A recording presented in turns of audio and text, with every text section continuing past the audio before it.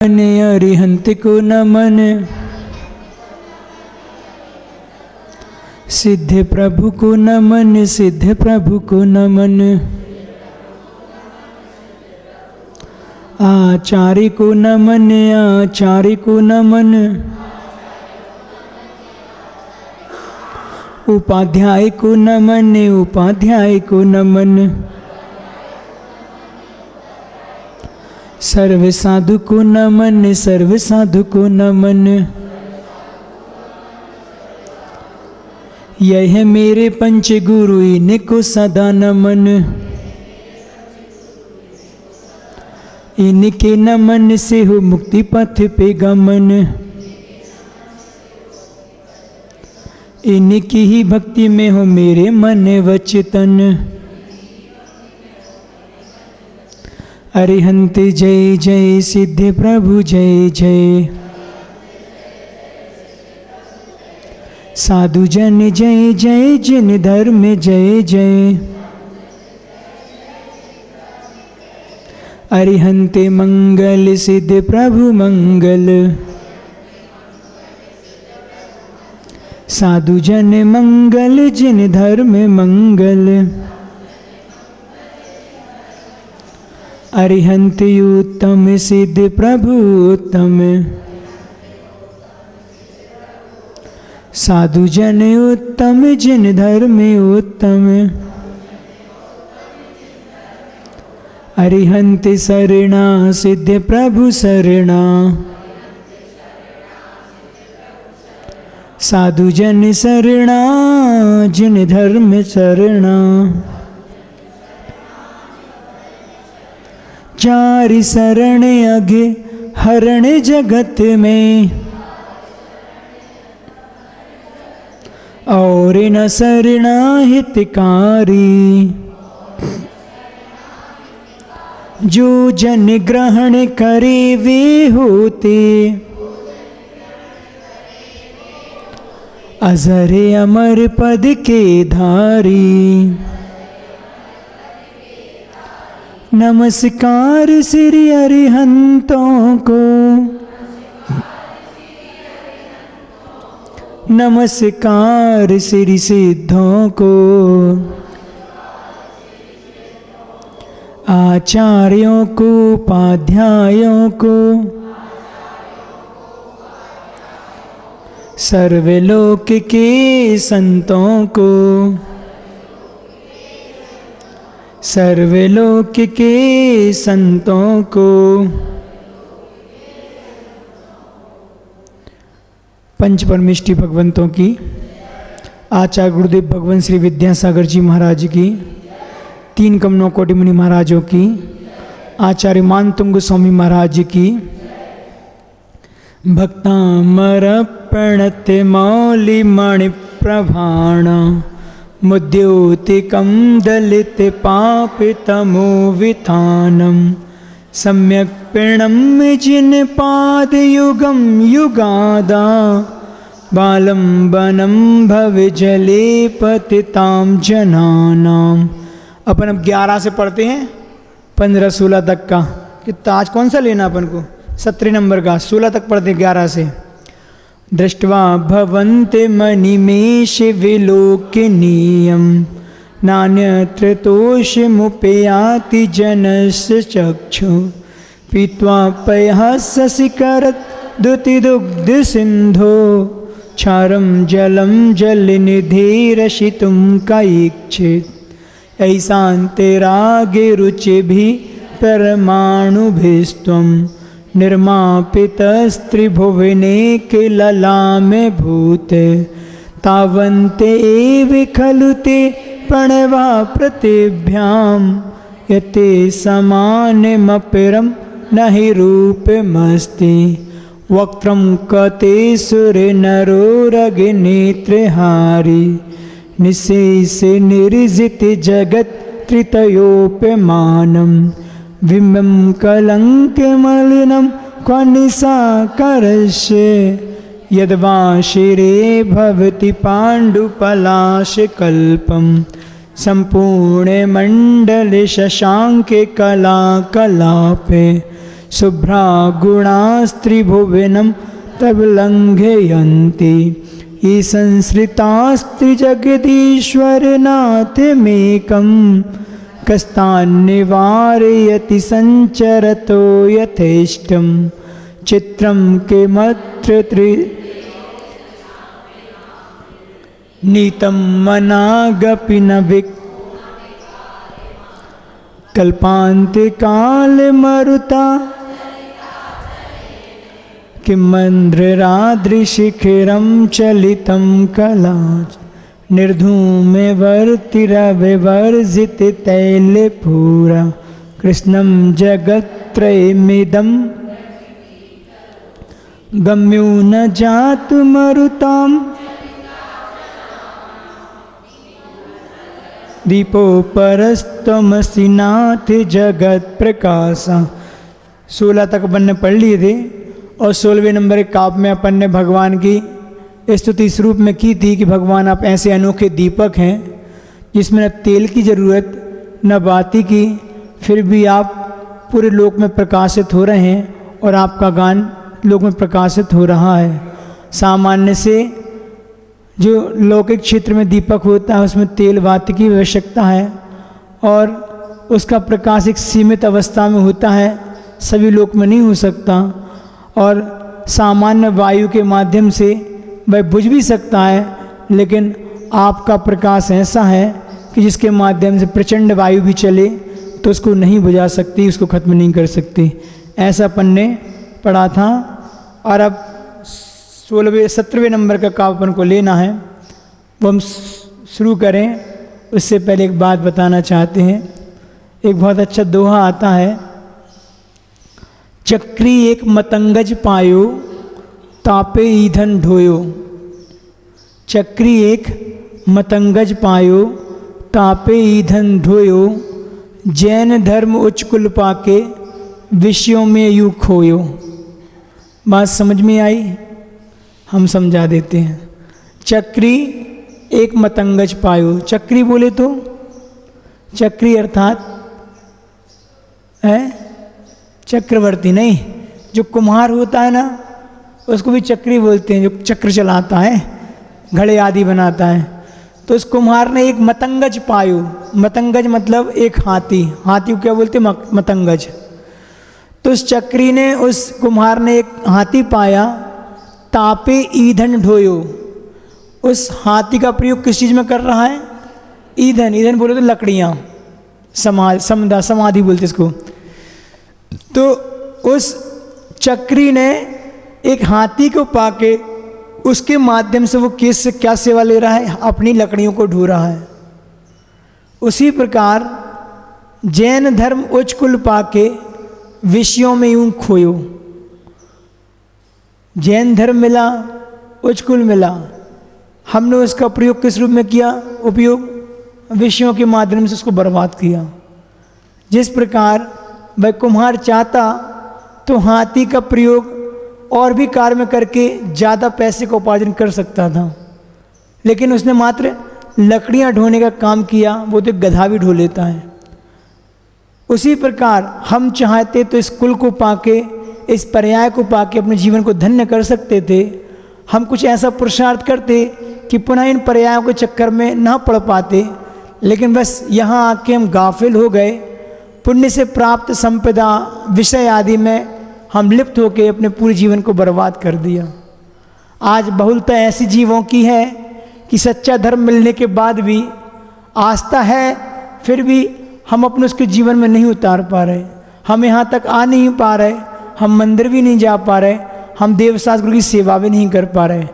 अपने विषयों के, अपने सुख के लिए हम हमेशा तत्पर रहते हैं। कोई भी कार्य अगर हमारा पंचेंद्रिय संबंधी, संसार संबंधी जाए तो हम तुरंत खड़े रात के 12 बजे भी, और जब धर्म की बात आती है ना तो सुबह हमें दिन भर एक भी समय नहीं मिलता कि हम भगवान के द्वार पे चले जाएं, कि गुरुओं की शरण में चले जाएं। ये तो उसी प्रकार हो गया कि एक बार पर्याय प्राप्त हो गई, दोबारा कोई भरोसा नहीं कब मिल जाए। इस दुर्लभता को समझते अपने इस बात को आगे बढ़ाएं। 17वें नंबर का श्लोक काव्य जिसमें भगवान की महिमा बता रहे हैं, और उनकी महिमा ऐसी है कि सूर्य भी उनके आगे फीका है। अभी तक पूर्व में अपन ने 2-3 काव्य में जो वर्णन पढ़ा उसमें चंद्रमा की उपमा देते हुए भगवान की वहाँ पे गुणानुवाद किया है। कहीं कहा कि चंद्रमा भी फीका है भगवान के सामने, और कहीं कहा भगवान जितनी शीतलता आपके पास उतनी चंद्रमा के पास भी नहीं है। अब यहाँ पे सूर्य का वर्णन करते हुए आचार्य महाराज इस काव्य में क्या कहना चाह रहे हैं, अपन पहले काव्य पढ़ते हैं। नास्तं कदाचिदुपयासि न राहुगम्यः स्पष्टीकरोषि सहसा युगपज्जगन्ति नाम्बोधरोदरि निरुद्ध महाप्रभावा सूर्यातिशाहि महिमासि मुनीन्द्र लोके। एक बार आप लोग पढ़ो।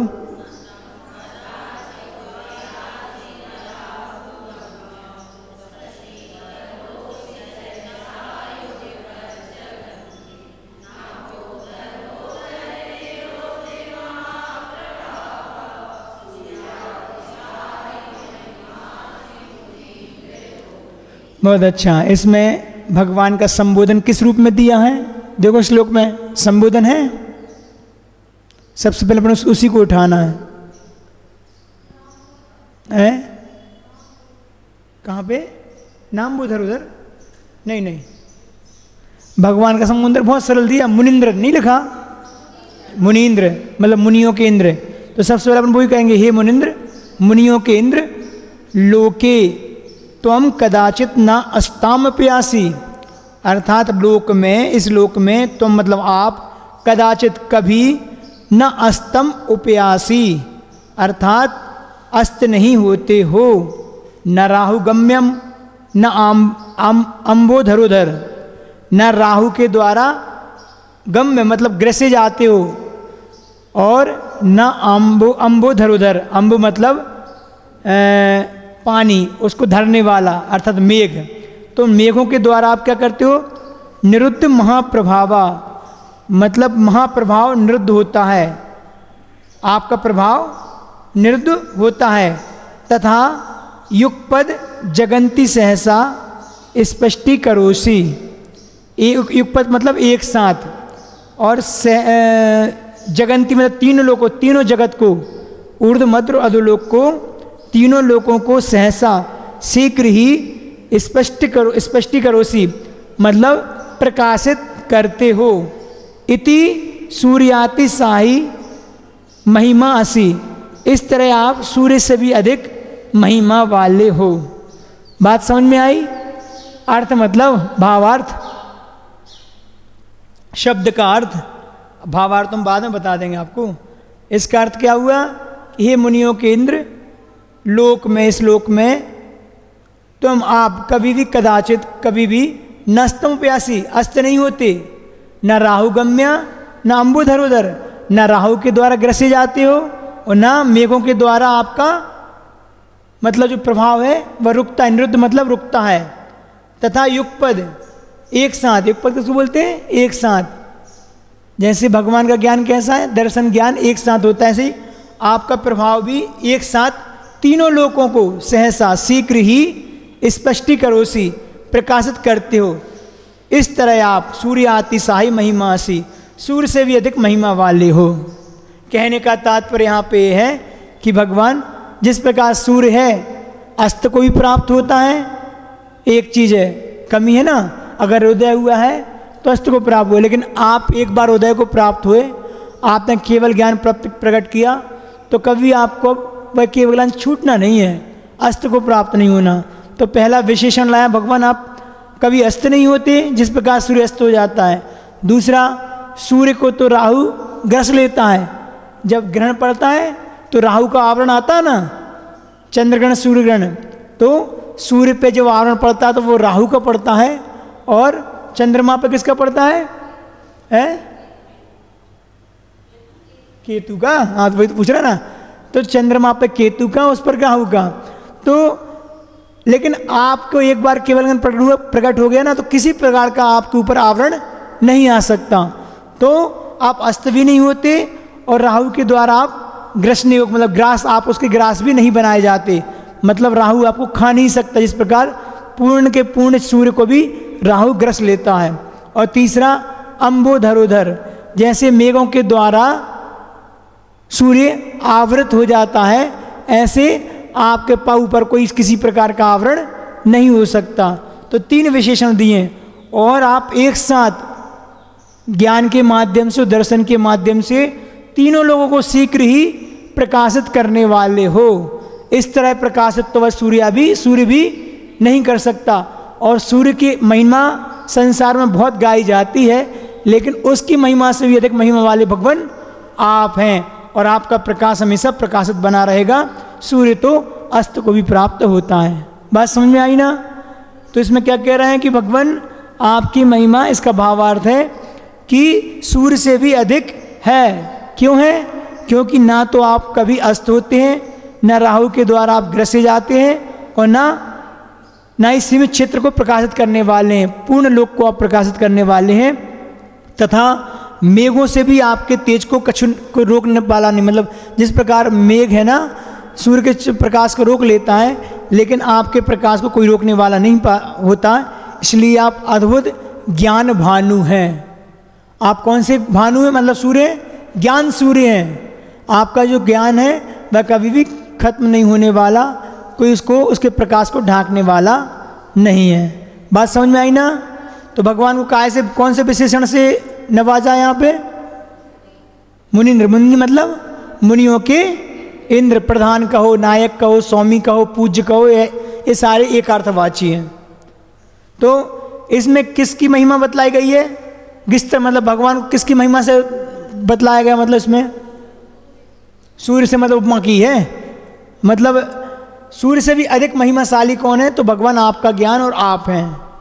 तो सूर्य से भी अधिक महिमाशाली बतलाने का क्या कारण है? मतलब यहाँ पे जो 3-4 विशेषण दी ना, याद है ना आपको? जिस प्रकार संध्या के समय में सूरज अस्त हो जाता है, लेकिन भगवान आप ज्ञान रूपी आपका जो सूर्य वो कभी अस्त नहीं होता। और दूसरा, राहु के द्वारा ग्रसने वाला, उसको पूरा ग्रसमल समझना, ग्रास बना के खा लेना, मतलब पूरा ढांक लेना। लेकिन भगवान आप जो आप रूपी सूर्य है ना, आपका सूर्य कैसा है? वो राहु को कभी नहीं ग्रस सकता। राहु से मतलब नहीं ग्रास बना सकता। तीसरा, प्रकाश का है, तीनों लोकों में आपका प्रकाश फैला रहता है। सूर्य का प्रकाश तो एक सीमित क्षेत्र में है, मतलब एक सूर्य अगर प्रकाशित करेगा तो 2.5 लोक को करेगा, लेकिन 2.5 दीप को, लेकिन भगवान आप एक ऐसे सूर्य हैं कि संपूर्ण लोक को, तीनों लोगों को प्रकाशित करने वाले हैं। और सूर्य के तेज को तो मेघ ढक सकते हैं, बादल, लेकिन जनेन्द्र रूपी भगवान रूपी सूर्य के तेज को कोई नहीं ढक सकता, रोक सकता। ये सारे कारण भगवान के महिमा को बताने वाले हैं कि आप सूर्य से भी अधिक महिमा वाले हैं। तो भगवान के ज्ञान रूपी सूर्य का प्रकाश कितना बतलाया है? शास्त्रों में कहा है कि करोड़ों करोड़ों चंद्रमा और सूर्य के प्रकाश से भी अधिक की प्रकाश ज्ञान सूर्य का बतलाया गया। मतलब केवल ज्ञान रूपी सूर्य भगवान कैसा है? करोड़ों करोड़ों सूर्य और चंद्रमा में जितना प्रकाश नहीं, उतना भगवान के केवल ज्ञान में प्रकाश है। बात समझ में आई ना? ये मतलब 17वें नंबर में जो है उसमें सूर्य से भी ज़्यादा महिमाशाली भगवान को बताया है। 18वां पढ़ें अपन, समय है एक और पढ़ लेते हैं अपन। वैसे आज मन नहीं हो रहा था, लेकिन फिर भी हमने चलो ठीक है, गैप नहीं लेना चाहिए, भले लोग आए ना आए, अपन तो पढ़ेंगे। है नहीं, एक और ले ले रहा, समय का सदुपयोग नहीं पढ़ना तो नहीं, आज उससे फर्क नहीं पड़ता। आप लोग का मन भर होना चाहिए, हम तो भी बंद कर दें, हमें कुछ दिक्कत नहीं है, दिक्कत है। चलिए चलो, अच्छा इसको अपन रहने, कल पढ़ेंगे। आज दूसरी बात 5 मिनट बोल के अपन जल्दी बात कर ख़त्म कर देंगे। मतलब जीवन हमारा कैसा होना चाहिए, हमें कैसे जीना चाहिए, छोटे से उदाहरण के माध्यम से समझने का प्रयास करेंगे। कि एक नया संगीतकार था, नया उसने संगीत सीखा था। तो आज उसका रात्रि में पहला शो था, पहला कार्यक्रम था। रात को 10 बजे जब उसने मंच पे कदम रखा तो क्या देखता है कि पूरा का पूरा मंच, पूरा पंडाल जो था ना, वह लगभग 10,000 श्रोताओं से खचाखच भरा था। तो देखती से उसका उत्साह बहुत बढ़ गया, वो उसको बहुत खुशी हुई। श्रोताओं की इतनी संख्या देखकर उसका उत्साह 7वें आसमान पे था और उसने मुक्त कंठ से अपना गाना शुरू किया। तो उसने एक गीत को जब शुरू किया तो आधे घंटे तक उसको खींचा, और जहाँ श्रोताओं को लगा कि अब ये दूसरा गाना गाना शुरू करेगा, उससे पहले श्रोताओं में से आवाज़ आई वंशमूर। क्या आई? वंशमूर। वंशमूर की आवाज़ आई। भाई खुश हो गया। उसने सोचा कि लोगों को मेरा गीत पसंद आ रहा है, इसलिए ये गीत दोहराने के लिए बोल रहे हैं। जैसे वो गीत समाप्त होने को था, मतलब जो दूसरे बस ने फिर शुरू कर दिया गाना, और जैसे ही वो गीत समाप्त फिर समाप्त होने को था तो फिर एक आवाज़ आ गई वंशमूर की। तो दोबारा उसी गीत को जब उसने आधे घंटे तक फिर गाया, तब पुनः खत्म होने को था तो फिर एक आवाज़ आ गई कि वंशमूर वंशमूर। उसने गाना रोककर श्रोताओं से कहा, गाने वाले ने, कि मेरा पहला ही गीत आप सभी को इतना पसंद आया, यह जानकर मुझे बहुत खुशी हो रही हो और खुशी में पागल हो रहा हूँ। लेकिन वह आगे कुछ बोलता, कुछ कहे उससे पहले श्रोताओं में से कोई बोल उठा। किसने कहा? क्या बोला? किसने कहा कि मुझे आपका पहला गीत पसंद आ गया? श्रोता खड़े होकर क्या बोलता है? किसने कहा कि मुझे आपका पहला गीत पसंद आ गया? तो फिर वंशमूर की आवाज़ क्यों लगा रहे थे? उसने पूछा। संगीतकार के इस प्रश्न के उत्तर देते हुए एक व्यक्ति ने खड़े होकर कहा कि जब तक आप अपना पहला गीत सही ढंग से नहीं गाएंगे, तब तक वंशमूर की हम आवाज़ लगाते रहेंगे। क्या समझ में आया? यह हमारी वास्तविकता है। ये तो एक उदाहरण हो गया। इसको अपने जीवन में कैसे घटाना है? तो जब तक हम अपना एक व्यवस्थित जीवन नहीं जिएंगे, तब तक हमारी कर्म सत्ता जो अनादिकाल से हमारे अंदर पड़ी है, वह वंशमूर की आवाज़ लगाती रहेगी और लगाकर हमें संसार में भटकने के लिए मजबूर करती रहेगी। बात समझ में आई ना? हमने एक बार भी ऐसा जीवन नहीं जिया कि हमें पुनः एक आवाज़ आए हमारे अंदर से कर्म रूपी कि वंशमूर वंशमूर। हम कुछ ऐसा ना ऐसा गड़बड़ कर जाते हैं कि पर्याय के चक्कर में भटकना पड़ता है, एक पर्याय से दूसरी पर्याय और दूसरी पर्याय से तीसरी पर्याय, ऐसी अनंत पर्याय हम भटक चुके हैं, अब भोग चुके हैं। चारों गति संबंधी 84 लाख योनि में ऐसा कोई भी स्थान नहीं बचा जहाँ हमने भ्रमण न किया हो। इसके बाद भी हम अच्छा नहीं कर पा रहे। हमने बोला ना, जीवन मिला है, लेकिन पुण्य के योग से विषय मिले तो विषयों में गाफिल हो गए। पंचेंद्रिय विषयों में हम ऐसे रमे हैं कि हमें कुछ सुध-बुध भूल गए कि क्या करने योग्य क्या नहीं है, मेरे साथ क्या जाने वाला है उसकी वो दृष्टि नहीं है। जो यहीं रहने वाला है और जिसके माध्यम से पाप का उपार्जन करना है, हम वही कार्य करते हैं। आचार्यों ने कहा है कि ये रत्नों स्वरूप एक पर्याय मिली है, ये रत्न की तरह है। जिस प्रकार एक रत्न आप चौराहे पे लेकर कहीं छोड़ दें या आपके हाथ से छूट जाए और आपको बाद में याद आए, तो क्या वो रत्न मिलने वाला है? पता नहीं कब किस पर्याय में वो रत्न हमारे हाथ में लगे। ऐसी एक बार मनुष्य पर्याय चली गई उस रत्न की भांति, तो पुनः इसका मिलना बहुत दुर्लभ है, बहुत कठिन है। हम अपने इस पर्याय के महत्व को समझें, अपने जीवन को अच्छा बनाने का प्रयास करें। इन्हीं भावनाओं के साथ आज पर्याप्त समझते हैं। अपन जिनवाणी स्तुति करके, आज हमने सोचा था वही गाने के रूप में हो जाएगी, तो जिनवाणी को हम उसी रूप में गाते हैं, आप लोग को अच्छा लगेगा। शारदे नमस्कार करता हूँ बार बार, ज्ञान का तो एक बार वरदान चाहिए। माता जगे माता है तू भाग्य विधाता है, माता तेरा हाथ मेरे माथे ऊपर चाहिए।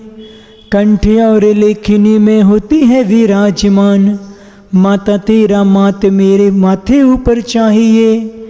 बालक तो तेरा दास उसे न करो उदास, ज्ञान से अधूरा ना था केवल ज्ञान चाहिए। कि ये जब दर्शन सोचने लगा ये मन, प्राण में बस कि तुझ में ही मेरे प्राण हैं। आत्मा की गति को प्रगति प्रतिपल दे दो, तेरे पास मत कोई भेद विज्ञान है। तन से दिगंबरत आत्मा में अमृत, वचन में तत्व के महत्व का बखान है। यत्र तत्र सर्वत्र भोजपत्र पे लिखूंगा, यत्र तत्र सर्वत्र भोजपत्र पे लिखूंगा। विद्यासागर वर्तमान का तू वर्धमान है, विद्यासागर वर्तमान का तू वर्धमान है। वर्तमान के वर्धमान हम सबके आराध्य आचार्य गुरुदेव भगवान श्री विद्यासागर जी महाराज की, समस्त आचार्य संघ की। बहुत अच्छी लाइन, 4 लाइन सुना के बात में ख़त्म करते हैं। सुर न भटके, क्योंकि 4 लाइन आखिरी में सुना के ख़त्म करना है। सुर न भटके जिंदगी का बांसुरी बनना पड़ा, पर स्वयं को भी स्वयं से अजनबी बनना पड़ा। सुर न भटके जिंदगी का बांसुरी बनना पड़ा, पर स्वयं को भी स्वयं से अजनबी बनना पड़ा। इस सदी के पुण्यशाली लोग भटकन से बचें, बस इसीलिए एक देवता को आदमी बनना पड़ा, बस इसीलिए एक देवता को आदमी बनना पड़ा। इन्हीं भाव के साथ एक काव्य सर्ग अर्पण करेंगे और वाणी को विराम देंगे।